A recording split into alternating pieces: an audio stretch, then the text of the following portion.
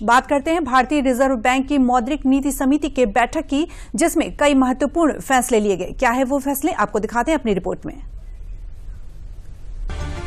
The Monetary Policy Committee (MPC) met on the 4th, 5th and 6th of August to deliberate and decide on the policy repo rate. After a detailed assessment of the evolving macroeconomic and financial developments and the outlook, the MPC voted unanimously to keep the policy repo rate under the Liquidity Adjustment Facility (LAF) unchanged at 5.5%. भारतीय reserve bank (RBI) की मौद्रिक नीति समिति (MPC) ने 6 अगस्त यानी बुधवार को बड़ा फैसला लिया है। दरअसल RBI ने इस बार रेपो रेट में किसी भी तरह का कोई बदलाव नहीं किया है।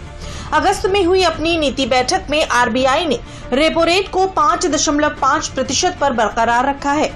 RBI गवर्नर संजय मल्होत्रा ने इसकी जानकारी दी।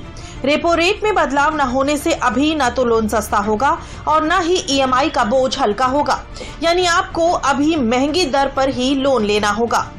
RBI की MPC की बैठक 4, 5 और 6 अगस्त को हुई थी। इस बैठक में आर्थिक और वित्तीय स्थितियों का ध्यान से जायजा लिया गया।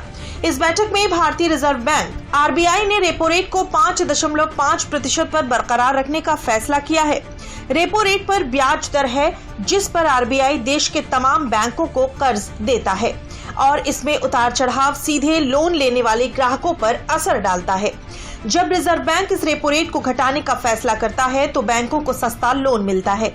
इसमें बदलाव नहीं होने का मतलब है कि ब्याज दरें न तो बढ़ेंगी और न ही घटेंगी।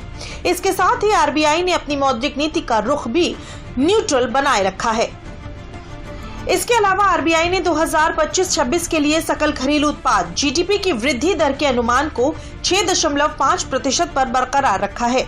वहीं चालू वित्त वर्ष के लिए खुदरा मुद्रास्फीति के अनुमान को घटाकर 3.1% कर दिया गया है।